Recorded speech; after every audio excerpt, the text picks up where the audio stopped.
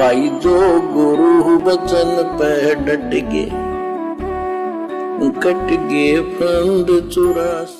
24 घंटे कैर टूट रहा आपके ऊपर, पर आप इस दुख को घसीटने के आदि बन गए, क्योंकि विकल्प नहीं।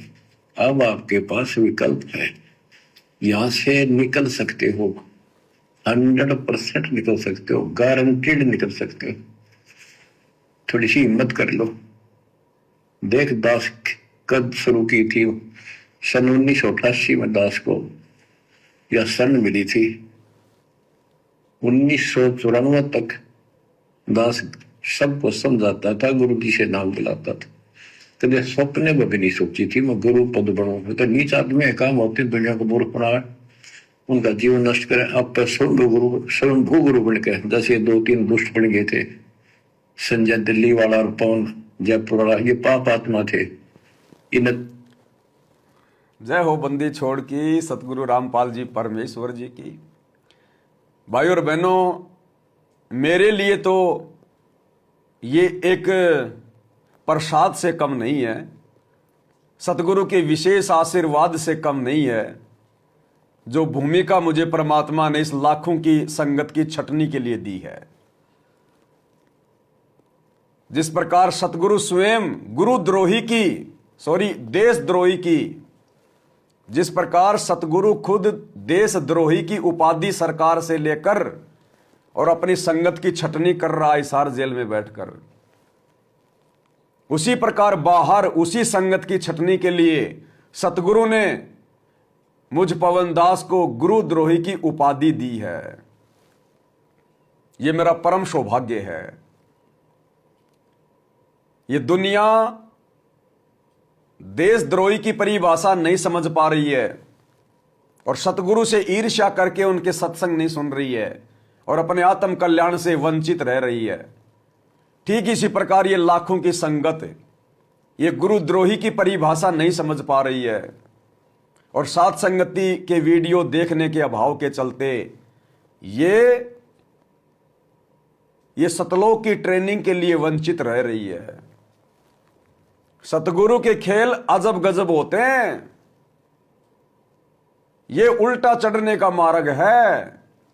परीक्षा उसी को तो कहते हैं कि भगत असमंजस में पड़ जाए कि है क्या ये। एक तरफ तो सतगुरु पवन दास को गुरुद्रोही कह रहा है और एक तरफ हम देख रहे हैं पिछले 10 वर्षों से इस पवन दास के मुंह का थूक नहीं सूखता है। 5-5 घंटे 6-6 घंटे रोजाना चिल्लाता रहता है अपने गुरुजी की महिमा में। अन्यथा गुरुद्रोही को क्या चिंता है सतगुरु की संगत की? गुरुद्रोही क्यों अपने सतगुरु की महिमा करेगा, उनका गुणगान करेगा, उनको परमात्मा बताएगा? गुरुद्रोही तो वो होता है जो गुरुजी से ईर्ष्या करे, गुरुजी की बुराई करे, गुरुजी को गालियां दे, गुरुजी की संगत को भक्ति से दूर कर दे। जबकि ये पवन दास तो सतगुरु से गुरुद्रोही की उपाधि लेकर भी भक्तों को भक्ति पर दृढ़ कर रहा है।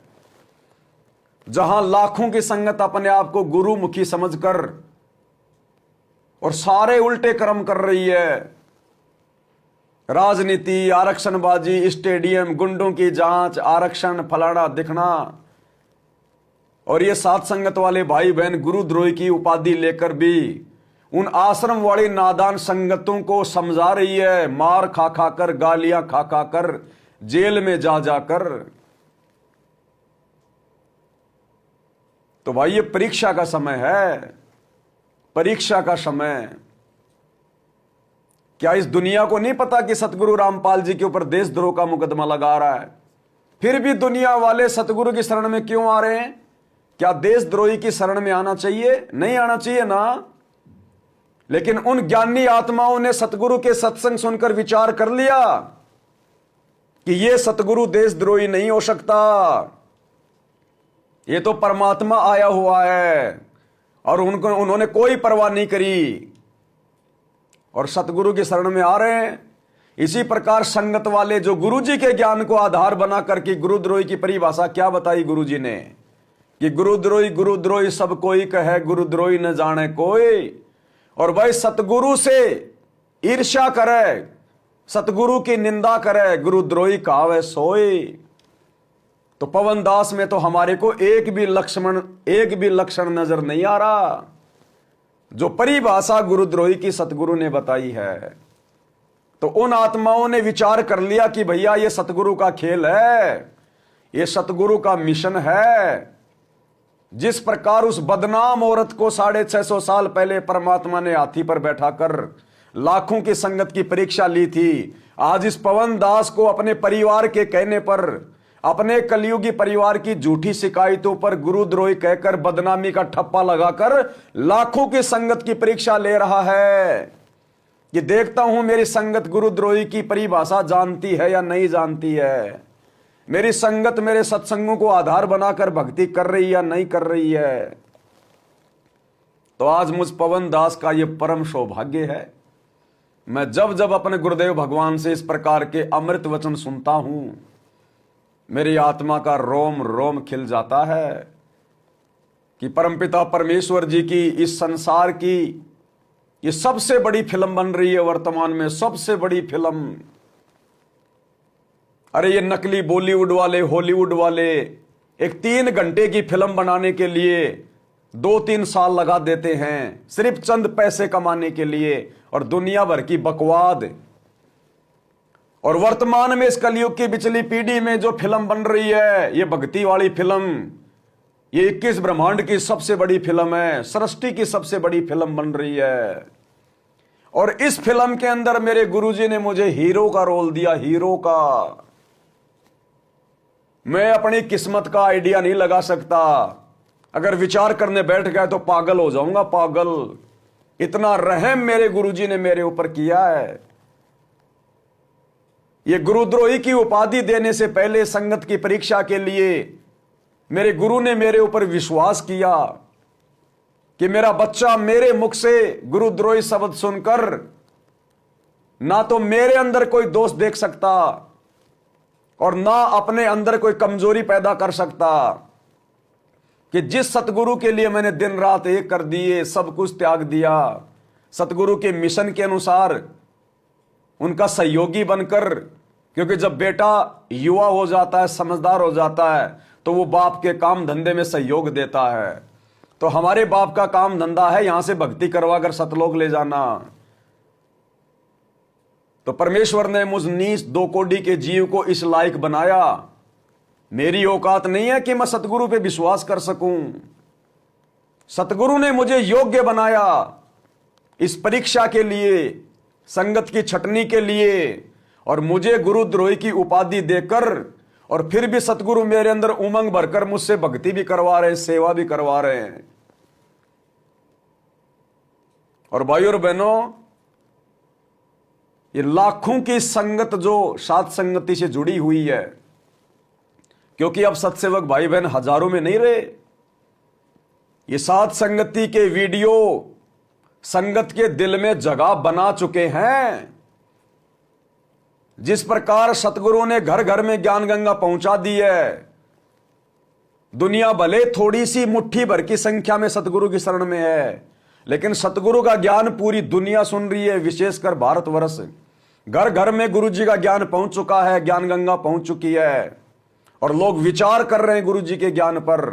और जब वो ठीक का समय आएगा, दुनिया एकदम से पलटी मार देगी। ठीक इसी प्रकार ये संगत सात संगति के वीडियो देख देख कर विचार कर रही है कि वास्तव में सत्य क्या है और झूठ क्या है। क्योंकि आत्मा कब तक झूठ के पाड़े में, अधर्म के पाड़े में पड़ी रहेगी। ये भक्ति युग है, ठीक का समय है। आप ज्यादा दिन तक सतगुरु की आत्माओं को मूर्ख नहीं बना सकते, सतगुरु की आड़ में काल प्रेरणा से। तो ये लाखों की संगत भी पलटी मारेगी अचानक से, जब वो ठीक का समय आएगा। जिस प्रकार वो ट्रैफिक वो पुलिस वाला जैसे ही हाथ से इशारा करता है, निकलो, तुरंत गाड़ियां दौड़ना शुरू हो जाती है। अन्यथा विचार करो, ये सामान्य बातें नहीं है। थोड़ा सा विचार करो आप। सतगुरु रामपाल जी भगवान मुझ पवन दास को अपने परिवार की झूठी शिकायतों पर क्योंकि मैं पवन दास सतलोक आश्रम मैनेजमेंट हरियाणा के मार्ग में, इनके धार्मिक धंधे में एक प्रकार से रोड़ा बन के खड़ा हो गया। इन्होंने रास्ते को, रोड़े को हटाने के लिए मारना, पीटना, मुकदमे लगाना, जेल करवाना, धमकाना, बहुत यत्न कर लिए और अंत में सतगुरु से जाकर झूठी प्रार्थना लगाकर, अपने कर्म फोड़कर, गुरु को मानुष मानकर अपने जैसा और मेरे विषय में, सात संगति के विषय में ना जाने क्या क्या झूठ परोस दिया। अब सतगुरु तो सतगुरु भैया, जानी जान है, अंतर्यामी है। सतगुरु को तो मैनेजमेंट के कुकर्म भी दिखाई दे रहे हैं, फिर भी सतगुरु नहीं बोल रहा कुछ। क्या सतगुरु को स्टेडियम दिखाई नहीं दिया? क्या सतगुरु को आश्रम में बन रहा हॉस्पिटल दिखाई नहीं दे रहा? क्या जाट आरक्षण में बैठे भगत सतगुरु को दिखाई नहीं दिए? क्या आनंदपाल सिंह जैसे गुंडों की सीबीआई जांच का समर्थन करते हुए भगत सतगुरु को दिखाई नहीं दिए? क्या भक्तों का ज्योति पाठ और दान का पैसा जाट आरक्षण में दिया गया, गुंडों की सीबीआई जांच में दिया गया? क्या सतगुरु को दिखाई नहीं दे रहा? क्या सतगुरु के भक्तों को 2019 में कांग्रेस का चमचा बनाया, 2020 में बीजेपी का चमचा बनाया, नरेंद्र मोदी की रैलियों में धक्के खिलाए? क्या अंतर्यामी सतगुरु हिसार जेल से बैठकर देख नहीं रहा? लेकिन फिर भी वो सतगुरु अपने परिवार को कुछ नहीं कह रहा, इन कोऑर्डिनेटरों को कुछ नहीं कह रहा, क्योंकि वो एक आम व्यक्ति की भूमिका निभा रहा है कि मुझे कुछ नहीं पता, मुझे तो जैसा जेल में आके बताया जाएगा मैं तो उतना ही जवाब दूंगा, वैसा ही जवाब दूंगा। तो जब ये पवन दास आश्रम वालों के धार्मिक धंधे के बीच में रोड़ा बन के खड़ा हो गया, इनके काले कारनामे, इनका पाखंड उजागर करने लग गया, तो इन्होंने देखा कि बात बिगड़ेगी। तो इन्होंने देखा कि संगत तो अपने गुरुजी के वचन को मानती है। संगत अगर बलि का बकरा बनेगी तो अपने गुरुजी के नाम पे बनेगी, क्योंकि इन्होंने पहले अपने सारे यत्न कर लिए, संगत नहीं मान रही थी और धीरे धीरे लोग सात संगतियों में बहुत तेजी से आने लगे थे। गुरुजी के परिवार का, उनके बेटा बेटी, भाई बंधु, कोऑर्डिनेटर का कोई असर संगत पे नहीं हो रहा था, क्योंकि इन लोगों के वचन में शक्ति नहीं है, क्योंकि इनके पास भक्ति नहीं है, ये मर्यादा विहीन है, इनके मटके में छेद है, पानी रुक ही नहीं रहा। अंत में इन्होंने देखा कि ये तो बात बिगड़ेगी। इन्होंने एकमात्र सहारा लिया सतगुरु का कि अब अगर संगत रुक सकती है सात संगति में जाने से, तो सतगुरु जी के वचन सुनकर तो इन्होंने मेरे खिलाफ सतगुरुदेव भगवान को अपने जैसा आम व्यक्ति समझकर भड़काना शुरू कर दिया। गुरुजी वो पवन दास संगत को तोड़ रहा है, गुरुजी वो पवन दास अलग से आश्रम खोल के बैठ गया, गुरुजी वो पवन दास भक्तों को नाम दीक्षा दे रहा है, गुरुजी वो पवन दास भक्तों से पैसा ले रहा है, ज्योति पाठ करवा रहा है, पता नहीं क्या क्या झूठी बातें। नामदान से गुरुजी पवन दास ने 50 लाख रुपए की चोरी कर ली, पता नहीं क्या क्या झूठ इन्होंने अपने जैसा मानुष मानकर गुरु के सामने परोस दी। अब गुरु तो भैया जेल में बैठा इसलिए है कि कब आए वो समय जब मैं भक्तों की परीक्षा लूं। तो जो जो बातें गुरु के परिवार ने मेरे बारे में बताई, उस आधार से गुरुजी ने कह दिया कि भैया ऐसे ऐसे काम करने वाला तो गुरुद्रोही हो जाता है। फिर वो मेरा भगत कहां रहा? जब तुम कह रहे हो कि उसने ये कर दिया वो कर दिया, तो वो तो गुरुद्रोही है। अब इस बात को गुरुजी के परिवार ने संगत में गुरुजी का आदेश बता के लागू कर दिया कि गुरुजी का आदेश आ गया, गुरुजी ने ये लेटर लिख के दे दिया। देगा गुरु तो लेटर लिख के, जैसा तुम लिखवाओगे गुरु तो वैसा लिख देगा भैया। अरे सर्वानंद ने जैसा कबीर जी से अंगूठा लगवाया, कबीर जी ने तो लगा दिया। सर्वानंद ने जो मर्जी लिख लिया। ज्ञान चर्चा में कबीर जी हार गया, सर्वानंद जीत गया, लगा कबीर अंगूठा, ले बेटा ठे। लेकिन वहां जाते जाते अंगूठा तो इसी प्रकार वर्तमान में गुरु को मानुष मानकर आप जो मर्जी उनसे बुलवा लो, लिखवा लो, ऑडियो निकलवा लो, वीडियो निकलवा लो। परीक्षा का समय है, गुरु तो वैसा ही बोलेगा कि भैया ठीक है, मुझे क्या पता, मैं तो जेल में बैठा हूं, बाहर का तुम्हें पता, और जैसा तुम कह रहे हो ठीक है। इस आधार से तो वो गुरुद्रोही हो गया, सतगुरु ने गुरुद्रोही कह दिया। इन्होंने संगत में मैसेज डाल दिया, पवन गुरुद्रोही हो गया, पवन गुरुद्रोही हो गया। अब ये संगत की परीक्षा थी, संगत की परीक्षा। अरे कौन गुरुद्रोही है, कौन देशद्रोही है, इस बात का निर्णय किसी की शकल देख के नहीं किया जाता। सतगुरु ने ज्ञान में क्या बताया, क्या समझाया, गुरुद्रोही कौन होता है, देशद्रोही कौन होता है। अब इतना विचार इस लाखों की नादान संगत ने नहीं किया। इसी को कहते हैं भेड़ चाल, गांधारी की तरह आंखों पे काली पट्टी बांध के चलना। इसको कहते हैं भेड़ चाल, देखा देखी में चलना। जैसा गुरुजी के परिवार ने कह दिया, जैसा कोऑर्डिनेटर ने कह दिया, विचार नहीं किया कि यह परीक्षा का समय है और परीक्षा के समय में सतगुरु भैया किसी भी प्रकार के वचन बोलकर परीक्षा ले सकता है। अपने ज्ञान के विरुद्ध आदेश देकर भी परीक्षा के समय में सतगुरु भक्तों की परख करता है। हमें कथा सुनाई गुरुदेव ने कि एक समय एक संत था, अपने बच्चों को, अपने शिष्यों को ज्ञान दिया करता था। एक समय संत ने देखा, जरा देखो तो सही, ये देखा देखी में आ रहे हैं, जा रहे हैं, पढ़ रहे हैं या थोड़ा बहुत बुद्धि विवेक भी है। संत ने अपने शिष्यों को सामने बैठाया, आधा घंटे ज्ञान दिया और कहा, भाई गुरु सबसे बड़ा होता है, गुरु की आज्ञा माननी चाहिए। जो अपने गुरु के आदेश की पालना नहीं करता वो गधा बनता है, महामूर्ख होता है, नरक का भागी होता है।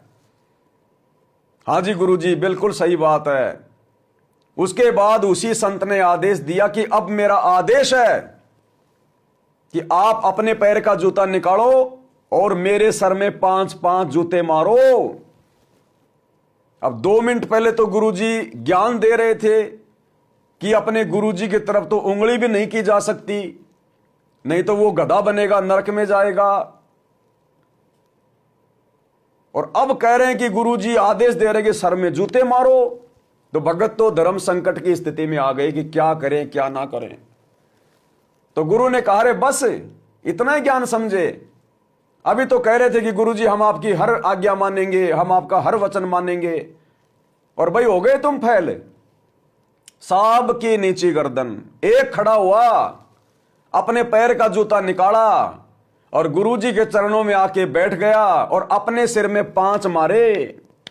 गुरु ने कहा, भैया डांडी मत मार, मैंने तो मेरे सर में मारने के लिए कहा है। तो भगत ने कहा कि हे गुरुदेव, इस दास का सिर भी तो आप ही का है। ये परमात्मा, आपके बिना मेरा वजूद कहां है, मैं आप ही का तो अंश हूं। मैंने अपने सिर में मार लिए, समझो आपके सिर में मार दिया। तो गुरु बड़ा प्रसन्न हुआ और वो भगत परीक्षा में पास हुआ। बाकी भगत तो वो भी थे जो चुपचाप बैठे हुए थे। तो गुरुदेव कहते हैं कि भगतों के अंदर थोड़ा बहुत कॉमन सेंस भी होना चाहिए, थोड़ा बहुत बुद्धि का भी इस्तेमाल होना चाहिए, देखा देखी नहीं। तो संगत को सतगुरु ने मुझ पवन दास को गुरुद्रोही घोषित करने से पहले गुरुद्रोही की परिभाषा बताई थी कि गुरुद्रोही किसको कहते हैं, गुरुद्रोही की परिभाषा क्या होती है, गुरुद्रोही के क्या लक्षण होते हैं। अरे गुरुद्रोही क्यों तुम्हारे गुरुजी की महिमा करेगा? अरे रावण राम का द्रोही था, क्या कभी राम की महिमा गाई, राम की बड़ाई करी? राम को क्या उसने परमात्मा बताया? जंगली मानता था, जंगली, कि जंगल में फिरते हैं 2 मस्करे हिरणों को मारकर मांस खाते हुए, मेरा क्या बिगाड़ लेंगे वो। क्या उस कंस ने कभी श्री कृष्ण जी की महिमा की? वो तो दुश्मन बन के बैठा था, कृष्ण का नाम भी अच्छा नहीं लगता था। तो इसी प्रकार जो गुरुद्रोही होगा उसको तो गुरु की शकल भी अच्छी नहीं लगेगी, उसको तो गुरु के वचन ही अच्छे नहीं लगेंगे, वो तो आग उगलेगा, आग। और गुरुद्रोही के मुख से गुरु की निंदा सुनकर भला कौन लाइव जुड़ेगा, कौन 10 साल से वीडियो देखेगा, किसकी आंखों में आंसू आएंगे गुरु महिमा सुन सुन के गुरुद्रोही के मुख से। तो ये सतगुरु की परीक्षा चल रही है, परीक्षा। मुझ पवन दास को गुरुद्रोही की उपाधि देने से पहले, मुझ दास को ये हीरो वाली ये पदवी देने से पहले अपनी इस फिल्म में, जिस फिल्म को आने वाले समय में ब्रह्मा विष्णु महेश भी देखेंगे, देवी देवता भी देखा करेंगे, उस फिल्म में मुझ नीच को इस परमात्मा ने इस योग्य बनाया। तो भाई दास तो इस बात को भली भांति समझ रहा है, जान रहा है, पहचान रहा है।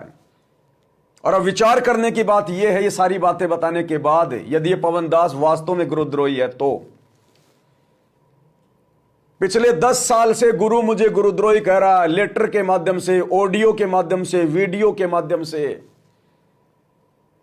हाथ धोकर गुरु मेरे पीछे पड़ा हुआ है, गुरु का परिवार मेरे पीछे पड़ा हुआ है, 90% संगत मेरे पीछे पड़ी हुई है, और इसके बावजूद भी कोई मेरा बाल नहीं उखाड़ा पा रहा, थोड़ा सा मेरा बाल नहीं उखाड़ पा रहा कोई। इन मैनेजमेंट वालों ने मुकदमा मेरे ऊपर करवा दिया, जेल मुझे करवा दी, मार पिटाई मेरे साथ कर ली, हर प्रकार से मुझे मिट्टी में मिलाने का प्रयास कर लिया, लेकिन इस पवन दास का जरा सा बाल कोई बाका नहीं कर पाया आज तक। और मुझ पवन दास की इतनी बुराई सुनकर कि गुरु खुद मुझे गुरुद्रोही कह रहा है, और उसके बावजूद ये लाखों की संख्या में भगत भाई बहन दृढ़ होकर साथ संगति से जुड़े हैं, पवन दास के साथ मिलकर गुरु जी की महिमा करते हैं, लाइव वीडियो देखते हैं। मुझे सतगुरु ने गुरुद्रोही कहा, उसके बाद भी लाखों की संख्या में भाई बहन तन मन धन से जुड़े हैं। यह हिम्मत कौन दे रहा है? अरे कुम्हार जब मटका तैयार करता है, नीचे हाथ रखता है, ऊपर चोट मारता है। इस परीक्षा के समय में सतगुरु हम सत्सेवकों को नीचे से चोट मार रहे हैं, अपने परिवार की झूठी शिकायतों पर संगत की परीक्षा लेने के लिए, और ऊपर से सतगुरु हमें हिम्मत भी दे रहा है। गुरुद्रोही की चोट मार रहा है और नीचे से हमें हिम्मत दे रहा है, सहारा दे रहा है कि बच्चों लगे रहो, लगे रहो, तुम्हारा बाल ही बाका नहीं होगा, तुम्हारा बाप तुम्हारे साथ में है। ये तो नादान बच्चे हैं आश्रम वाले, मेरे बेटा बेटी कोऑर्डिनेटर। जिस प्रकार छोटा बच्चा नाराज हो जाता है और अपने बड़े भाई की शिकायत करता कि पापा को आने दे, शाम को तेरी पिटाई कराऊंगा। हाँ, और जब शाम को पापा आता है तो वो बेटा रोता रोता जाता, पापा पापा इसने मुझे मारा पीटा। और वो बेटा संकेत में कहता है कि नहीं नहीं पापा, मैंने कुछ नहीं किया, ये खुद ही गिर गए, इसके ठोकर लग गई। तो पापा फिर क्या करेगा वो छोटे बच्चे को खुश करने के लिए? बड़े बच्चे की पीठ पे यूं हाथ रखेगा और अपने हाथ के ऊपर वो पापा दूसरे हाथ से यूं मारेगा। बताओ तेरे को मारेगा दोबारा मेरे बेटे को? और उसको कहेगा तू थोड़ा सा रोने का नाटक कर ले। और वो बड़े वाला लड़का अब वो छोटे वाला, वो सतलोक आश्रम मैनेजमेंट हरियाणा खुश हो जाएगा कि पापा ने इसकी पिटाई कर दी, पापा ने इसकी पिटाई कर दी। तो इन्होंने मेरे ऊपर उस पापा जी से, सतगुरु रामपाल जी भगवान से झूठी शिकायत करके मुकदमा लगवा दिया, मेरे को जेल करवा दी, अर्थात मेरी पिटाई करवा दी। और ये खुश हो गए कि हमने पवन दास को जेल में बैठा दिया, पवन दास को जेल में बैठा दिया। अरे 2022 में जेल से बाहर आने के बाद तो परमात्मा ने इतने वीडियो बना दिए, ऐसे ऐसे वीडियो बनवा दिए, ऐसी ऐसी सात संगतियां करवा दी जो जेल जाने से पहले नहीं हो रही थी। और इतनी संगत सात संगतियों से जुड़ गई जो जेल जाने से पहले नहीं जुड़ी थी। तो भाई ये सतगुरु के संकेत केवल उनके शिष्य समझते हैं, उनकी अच्छी आत्माएं समझ पाती हैं। तो गुरु जी के द्वारा इतनी बार गुरुद्रोही कहने के बाद, इतनी बार, कम से कम ज्यादा भी नहीं तो सैकड़ों बार तो गुरु जी ने मुझ पवन दास को ऑडियो वीडियो लेटर में, सत्संगों में गुरुद्रोही कहा ही कहा है। हर कोऑर्डिनेटर मेरे खिलाफ है, गुरु जी का परिवार मेरे खिलाफ है, 90% संगत मेरे खिलाफ है। और उसके बाद भी लाखों की संगत साथ संगति से जुड़कर अपनी आत्मा का कल्याण करवा रही है, अपने गुरु जी को परमात्मा मान के भक्ति कर रही है। अब भाई और बहनों, यदि एक बार वो ही सतगुरु हिसार जेल में बैठा हुआ, अगर एक बार भी ऑडियो या वीडियो में अपने मुख कमल से ये बोल दे कि मेरे संगत वाले बेटा बेटियों, मेरा पूरा का पूरा परिवार गुरुद्रोही है, मेरा पूरा का पूरा परिवार मेरे ज्ञान के विरुद्ध सारे काम कर रहा है, तुम्हारी भक्ति बर्बाद कर रहा है, ये काल का दूत है, काल का एजेंट है, जैसा कि मुझे बोला गया। अगर एक बार भी गुरु अपने परिवार के बारे में बोल दे, जबकि वो तो रियल में गुरुद्रोही है, गुरु का भाई तो रियल में वो गुरुद्रोही है, साइलेंट गुरुद्रोही है, काल का सूक्ष्म एजेंट बन के सारे काम कर रहे हैं लोग। अगर एक बार भी हिसार जेल में बैठा हुआ सतगुरु अपने परिवार या भाई बंधु के बारे में यह बात बोल दे कि ये लोग गुरुद्रोही हैं, इनकी कोई संगति नहीं करेगा, जो इनके संपर्क में रहेगा उनका नाम खंड हो जाएगा। मैं पवन दास गारंटी के साथ कहता हूं, अगर एक भी भगत इन सतलोक आश्रमों में दोबारा मुंह उठा के देख ले, तो एक भी भगत, और यहां सतगुरु 10 साल से चिल्ला रहा कि पवन गुरुद्रोही, पवन गुरुद्रोही, फिर भी लाखों की संख्या में भाई बहन दृढ़ होकर साथ संगति से जुड़े हुए हैं। तो ये फिल्म चल रही है, ये परीक्षा चल रही है। इस प्रकार से सतगुरु ऊपर से चोट मारकर अंदर सहारा दे रहा है। इस प्रकार से ये साथ संगति सतलोक का ट्रेनिंग सेंटर है, यथार्थ 13वां कबीर पंथ है। किसी पवन दास की औकात नहीं है साथ संगति चलाने की, लाइव आने की, इतना थूक बिलोने की। मैं जीव हूं, मेरी औकात है। लेकिन परमात्मा कहते हैं सिर पर साई सत्य है तो कू क्या भय रे। गरीब दास हर रूप में तू ही बोलन हार, करे करावे साइया मन में लहर उठा, दादू सिर दरजीव के आप बगल हो जाए। तो भाई ये सारे खेल सतगुरु के होते हैं। सतगुरु चाहे तो भैंसाराम से बुलवा दे, सतगुरु चाहे तो जो है पत्थर की मूर्ति से बुलवा दे। अरे बुलाने की बात छोड़ो, वो तो चला दे। 650 साल पहले राजा सिकंदर लोदी के सामने पंडित और कबीर परमात्मा को आमने सामने बैठा दिया, बीच में वो मूर्तियां रख दी। पंडितों ने कहा कि यदि ये मूर्तियां हमारी तरफ आ गई तो हमारे देवता महान, और अगर इस कबीर की तरफ आ गई तो ये कबीर महान। देवी देवताओं ने सारे यंत्र जंत्र मंत्र कर लिए, और ये बीच में आकर एक कुत्ता मूर्तियों पे पेशाब कर गया, 3 बार पेशाब कर गया, और मूर्तियां हिली भी नहीं उनके वेद मंत्र बोलने से। और कबीर परमात्मा ने केवल संकेत किया था कि आ जाओ बच्चों, क्योंकि ये देवी देवता भी तो कबीर परमात्मा सतगुरु रामपाल जी के बच्चे हैं। बोले आ जाओ बच्चों, आ जाओ आ जाओ आ जाओ। उसी समय वो मूर्तियां पत्थर की पैरों से चलकर सतगुरु कबीर रामपाल जी भगवान की गोद में जाके बैठ गई। तो ये परमात्मा तो कुछ भी करवा सकता है, किसी भी से करवा सकता है। मेरा सौभाग्य कि परमात्मा ने मेरे ऊपर दया बख्शी, मेरे परमात्मा ने अच्छे कर्म बनवाए। इस परीक्षा की घड़ी में परमात्मा ने उस वैश्या बहन की तरह मुझे निमित्त बनाया संगत की परीक्षा के लिए। तो ये मेरा परम सौभाग्य, मेरा इसमें कोई रोल नहीं है, मेरे अंदर इस बात को लेकर कोई मान बढ़ाई नहीं। खुशी है मुझे, खुशी, और ये रहेगी कि सतगुरु ने इस अखिल सृष्टि में से जहां अनगिनत जीव हैं, इस परमेश्वर ने इस विशेष भूमिका के लिए परमात्मा ने मुझ जैसे 2 कौड़ी के नीच जानवर को चुना। इस बात के लिए तो भाई मुझे अंतिम श्वास तक खुशी रहेगी, और मैं एडी से लेकर चोटी तक परमात्मा का ऋणी हूं, ऋणी हूं। तो भाई और बहनों, ये खेल अजब गजब है परमात्मा का। आने वाले समय ये संगत रोएगी सिर पे हाथ रख के, जब इस भेद का खुलासा होगा।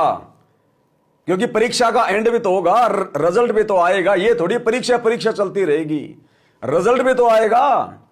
और जब रिजल्ट आएगा, सतगुरु सबके सामने आएंगे और पूछेंगे, जब देखेंगे सारी बातें, कि दिखाओ मुझे उस पवन दास के वीडियो, वो क्या बोलता था मेरे बारे में, मुझे उसने कितनी गालियां निकाल रखी हैं, मेरे बारे में उसने कितना बुरा भला कह रखा है, उसने मेरे भक्तों को कैसे कैसे तोड़ा, दिखाओ मुझे उसके वीडियो।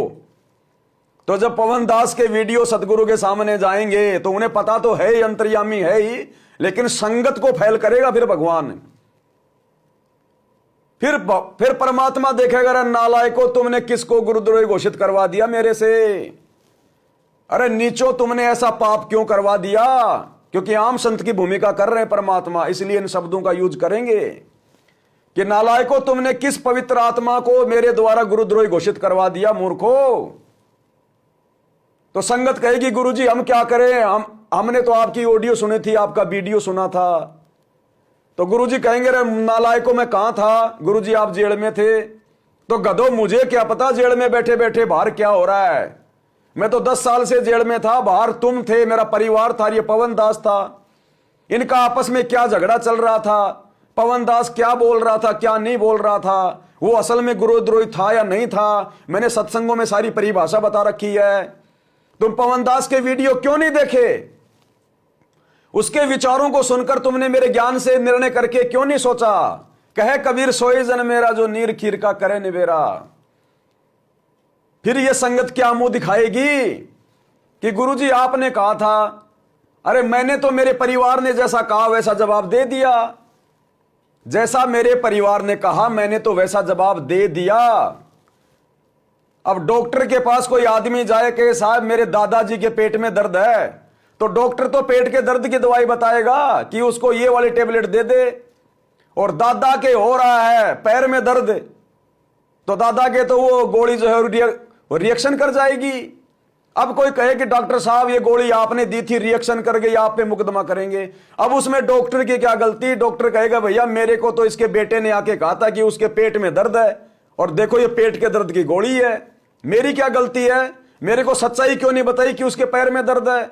तो गुरु कह देगा मेरे को तो मेरे परिवार ने जैसा पवन दास के बारे में बताया कि वो ये उल्टे काम कर रहा है, तो मैंने तो उसी हिसाब से इनको जवाब दे दिया कि ये काम करने वाला तो गुरुद्रोही है। इन्होंने सच्चाई तो मुझे नहीं बताई ना कि पवन दास हमारे धार्मिक धंधे में रोड़ा बन के खड़ा है, और हम आपसे झूठी शिकायतें करके उसको गुरुद्रोही घोषित करवाना चाहते हैं। तो बताओ फिर सतगुरु का क्या दोष? फिर ये संगत क्या मुंह दिखाएगी? अरे संगत फिर कौन से पानी में नाक डुबो के मरेगी? वो फाइनल परीक्षा होगी, फाइनल परीक्षा। उस समय कहां जाओगे, किसको मुंह दिखाओगे, कैसे तुम अपने सतगुरु का सामना करोगे, जब तुम वो फेल वाला सर्टिफिकेट लेके खड़े होंगे हाथ में? तो ये लाखों हजारों भक्तों का इतनी दृढ़ता के साथ, और वो कबीर की कागज की फोटो को फाड़ना कोई बच्चों का काम है क्या? ये सतगुरु के द्वारा विशेष हिम्मत दिए बिना ये महान कार्य कोई कर नहीं सकता। है किसी माई के लाल में हिम्मत जो सतलोक आश्रमों से जुड़े हुए हैं? देखे फाड़ के दिखा दो। और इधर हजारों सत्सेवकों ने फाड़ फाड़ के दिखाया सोशल मीडिया पे। अरे सतगुरु ने एक भी मुकदमा होने दिया क्या? 20 करोड़ है इस देश में ये कबीरपंथी। और इस सतलोक आश्रम मैनेजमेंट हरियाणा ने उस हरियाणा की बहन के साथ मिलकर ना जाने क्या क्या प्रयास कर लिए मुझे फंसाने के। बाल उखाड़ पाए क्या? हजारों भाई बहनों ने वीडियो बनाए फाड़ फाड़ के।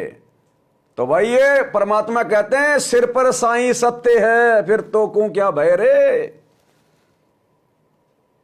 जब तेरा परमात्मा खुद तेरा गुरु है तो फिर डर किस बात का? केवल सच्चाई के रास्ते पे चल, राजधानी एक्सप्रेस बनके।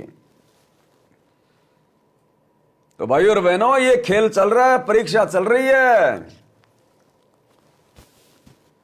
इस पवन दास को मजा नहीं आ रहा संगत की गालियां खाने में, मार पिटाई खाने में, मुकदमे झेलने में, जेल जाने में मजा नहीं आ रहा। लेकिन मजा मुझे सतगुरु दिला रहा है, साथ में हिम्मत देके कि बेटा तेरे से बढ़कर इस फिल्म में भूमिका किसी की नहीं है। बाकी ठीक है, मेरे सभी भाई बहन मेरे सहयोगी हैं। फिल्म अकेले किसी हीरो से थोड़ी चलती है। मान लीजिए डायरेक्टर ने हीरो चुन लिया, बहुत अच्छा, सलमान खान चुन लिया मान लो। अब अच्छा तो काहे का, लेकिन समझाने के लिए मान लीजिए सलमान खान को फिल्म में ले लिया। अब सलमान खान ने तो जी जान लगा दी अपनी एक्टिंग करने में, झूठी साची। लेकिन बाकी सलमान खान ही थोड़ा होता है फिल्म में, हीरोइन भी होती है, एक कोई हंसी मजाक करने वाला भी होता है, उसमें कोई विलेन भी होता है, और भी बहुत सारे रोल होते हैं, कोई पुलिस वाला भी होता है। उस फिल्म में यदि दूसरे लोगों ने रोल को ढंग से नहीं निभाया तो भाई सलमान खान चाहे कितना ही जोर लगा ले, वो फिल्म फेल हो जाती है फिल्म। तो इसी प्रकार ये पवन दास चाहे कितना ही जोर लगा ले साथ संगति में, अगर सत्सेवक भाई बहन इन वीडियो को शेयर करने की यदि पूरी की पूरी भूमिका सही प्रकार से नहीं करेंगे तो भाई परमात्मा के दोषी हो जाएंगे। सेवा छोटी बड़ी नहीं होती है। जो भूमिका आज पवन दास निभा रहा है, ये भूमिका आप सभी सत्सेवक भाई बहन, ना जाने हम कितने कलयुग की पिछली पीढ़ी में आ चुके हैं, परमात्मा आप जियों से भी निभवा चुका है। ये ना सोचना कि वर्तमान में पवन दास ही भूमिका कर रहा है, ये भूमिका हम सभी कर चुके हैं बारी बारी, लेकिन पार नहीं हो पाए, कोई न कोई हम गलती कर बैठते हैं। तो आज मुझे मिली है, पिछली कलयुग की पिछली पीढ़ी में ना जाने ये भूमिका जो है ये किसी और आत्मा के पास थी। अब हम सतलोक चले जाएंगे तो अगले कलयुग की पिछली पीढ़ी में ये भूमिका परमात्मा किसी और को दे देगा। तो भाई और बहनों सेवा सबकी बराबर है, सेवा कोई छोटी बड़ी नहीं होती है। जो वीडियो बना रहा है परमात्मा की नजर में तो वो भी उतनी सेवा है, जो वीडियो को शेयर कर रहा है वो भी उतनी बड़ी सेवा है। कोई वीडियो को काट काट के छोटा छोटा मैसेज बना के भेज रहा है, वो भी उतनी बड़ी सेवा है। हम भक्तों की नजरों में लगता है कि वो भगत बहुत अच्छी सेवा कर रहा, लेकिन सतगुरु की नजरों में मां का बेटा चाहे काला हो, चाहे गोरा हो, चाहे लंगड़ा हो, चाहे पागल हो, मां तो चारों को बराबर प्रेम करती है, बराबर खाना खिलाती है। तो हमने इस आधार से, ज्ञान आधार से भक्ति करनी है, तभी भाई और बहनों हम सफल हो पाएंगे। अन्यथा जो परीक्षा सतगुरु वर्तमान में हमारी ले रहे हैं भाई और बहनों, मुश्किल हो जाएगा काम। और रही बात उसकी संजय की, जिसका नाम मेरे साथ में जोड़ दिया जाता है, जबकि संजय का तो कोई लेन देन ही नहीं है, वो तो वास्तव में गुरुद्रोही बन के बैठा है। वो तो खुद ही तत्वदर्शी संत बन गया, खुद ही 56 प्रकार का भोग लगवा रहा, खुद ही चाट रहा है, भक्तों को आशीर्वाद दे रहा है, दंडवत करवा रहा है, अपने सिर के ऊपर चवर करवा रहा है। तो वो तो स्वयं सिद्ध है, वो तो है ही गुरुद्रोही। लेकिन उसकी आड़ में ये आश्रम वाले कोऑर्डिनेटर बेचारी नादान संगत को उसके साथ मेरा नाम जोड़कर बदनाम करवा रहे हैं। ये भी काल का जाल है। तो भैया संगत जब तक साथ संगति की वीडियो देखेगी नहीं, जब तक आप किसी के विचार सुनोगे नहीं, तो सत्य को कैसे जानोगे? अरे यदि सतगुरु रामपाल जी भगवान हमें ये दुनिया भर के नकली संतों की पुस्तकें नहीं दिखाते, इनके विचार नहीं सुनाते, तो हम कैसे निर्णय करते कि सच्चा संत क्या होता है, नकली संत क्या होता है? भाई जो गुरु वचन पे डट गए, कट गए फंद 84 के।